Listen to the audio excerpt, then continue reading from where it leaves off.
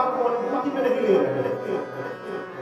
भगवान श्री भगवत कृपा का अनुभव करके अपने सौभाग्य की प्रशंसा करते जा रहे हैं। चले भवन निर्बरत विजुभाग। कैलाश में भगवान शंकर मां पार्वती को कथा सुना रहे हैं, ठीक ना। बाबा बोले देवी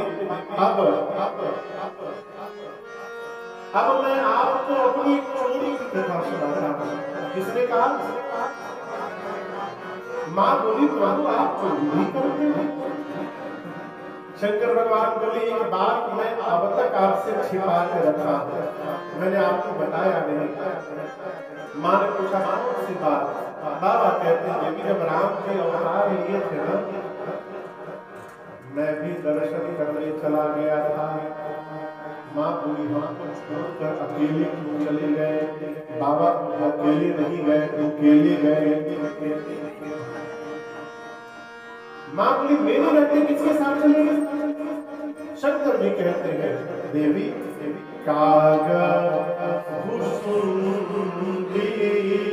संग हम दो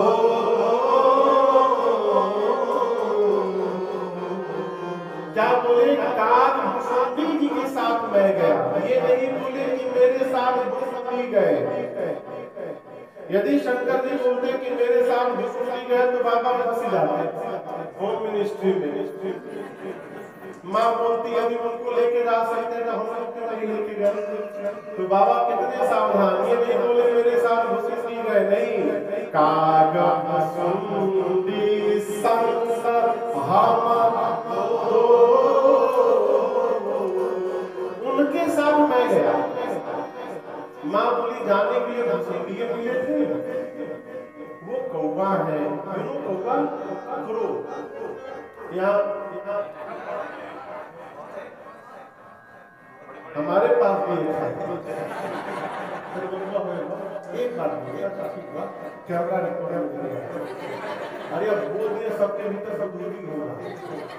एक बार आवाज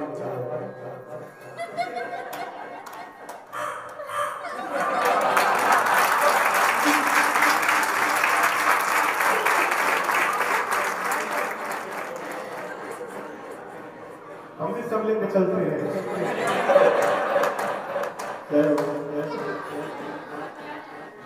भगवान शंकर कहते देवी देखिए कहीं यदि तीर्थ स्थल पर दर्शन करने जा रहे हैं तो प्रयास करिए कि साथ में जो चले वो भगत। यदि भक्त नहीं है ना तो नरक कर देगा पूरी यात्रा। आप समझ रहे हैं? अब जैसे कथा चल रही है, कोई व्यक्ति किसी को पकड़ के ले आया, उसको कथा से कोई प्रयोग नहीं है, ला के बैठ गया, जैसे 5 मिनट होगा वो खोदना शुरू करेगा। चलो चला जाए, कहाँ ला के बैठ गए, चलो चला जाए। वो इतना परेशान कर देगा कि आप सुन नहीं पाए तो उसकी चली जाएगी मारी।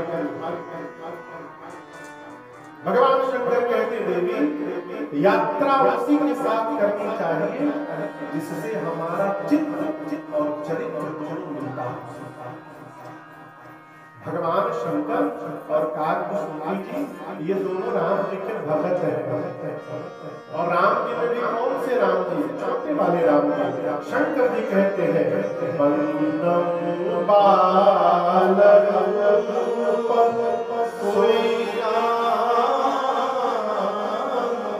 और कागभूषुंडी जी क्या कहते हैं?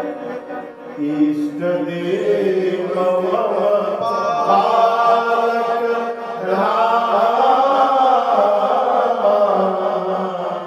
दोनों इष्ट बालक राम है। अयोध्या में कौन राम आए हैं? बालक राम आए हैं। इसलिए शंकर जी और भूषुंडी जी साथ में गए। आप बताओ अयोध्या पहुंचने के बाद आप कैसे गए हैं? मनुष्य के रूप में सता। शंकर जी कागभूषुंडी जी क्या बन गए? मनुष्य बन गए। वहां कोई पहचान नहीं रहा, वहां हाई सिक्योरिटी है महल में। शंकर जी बोले चेला, शंकर जी कागभूषुंडी को बना लिए चेला, अपने गुरु जी बने। बोले दर्शन कैसे मिलेगा? राम जी का। शंकर जी बोले कोई उपाय लगाया जाए, काम करो, कार्यालय खोला जाए भविष्य बताने का। तो शंकर जी काकभूषुंडी जी से बोले पता करो कौन सी जगह पर बहुत भीड़ होती है। तो काकभूषुंडी जी ने 2 दिन सर्वे किया और कहा बाबा सरजू जी के किनारे सवेरे सवेरे अयोध्या नहाने के लिए जाती है। शंकर जी बोले वही कोई कमरा रेंट पर लिया जाए। एक सरकार कमरा लिया शंकर जी ने रेंट पर और वहां अपना कार्यालय खोला। साइन बोर्ड पर लगा भविष्य पूछो केंद्र, प्रोपराइटर शंकर शर्मा, उप सहायक भूषुंडी नारायण पांडे। साइन बोर्ड लग गया ऊपर। अब शंकर जी बोले कस्टमर बनाने के लिए ऑफर देना पड़ेगा। शंकर जी काकभूषुंडी जी बोले बेटा फ्लायर बनाओ और सवेरे सवेरे लोग सरजू नदी के किनारे नहाने आते हैं, फ्लायर बांटो। फ्लायर में लिखा 1 महीना without any fees Shankar ji भविष्य बताएंगे। अब फ्री के नाम पर क्या हो सकता है? आप दिल्ली वाले तो ठीक से बदल रहे। भीड़ लग गई शंकर जी के आगे, भीड़। फीस नहीं लगेगा, फ्री में भविष्य बताएंगे। और शंकर भगवान को क्या देखना, हाथ पकड़ते थे बाबा, तुम्हारा नाम ये, तुम्हारे पिताजी का नाम ये, तुम्हारे बाबा का नाम ये, मार खाए थे घर में, पराठा खाए हो, ये है वो है, सब बताते रहते थे। 3-4 दिनों में शंकर भगवान की इतनी ख्याति हो गई अयोध्या में, रात को 12 बजे से लाइट लगने लगी। कौशल्या मैया की दासी ने जाकर कहा महारानी जी एक बहुत भारी पंडित जी आए हैं, हाथ पकड़ के सब बोलने लगते हैं। माँ ने कहा एक काम करो, इनको बुला कर लाओ, मुझे अपने राम का भविष्य पूछना है। सेवक पहुंचे शंकर भगवान के कार्यालय के आगे, लंबी भीड़ लगी है, बाबा भविष्य बता रहे थे। सेवक ने जाकर कहा कि शंकर शर्मा कौन है? बाबा बोले माई सेल्फ शंकर। क्या बात है? बोले चलिए तुरंत महारानी ने बुलवाया है, उनके लल्ला का भविष्य बताना है। शंकर भगवान जी से बोले चेला तुरंत बंद कर पोथी पकड़ा। अब जो लोग लाइन लगाए थे रात को 12 बजे से, बोले हमारा भविष्य कौन बताएगा? शंकर जी बोले तुम्हारा भविष्य कौन जाने? अब मैं अपना भविष्य देखने जा रहा हूँ। बाबा तुरंत काकभूषुंडी जी को लिए चले गए। लेकिन जैसे मेन गेट पर गए, सिपाहियों ने रोक दिया।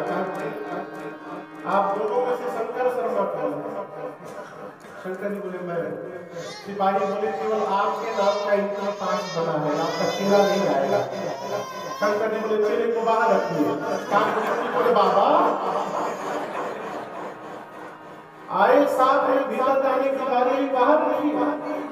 शंकर जी बोले तुम्हारे चक्कर में मैं भी अटक जाऊंगा, एक बार मुझे जाने दो भीतर, हम किसी तरह तुमको बुलाएंगे।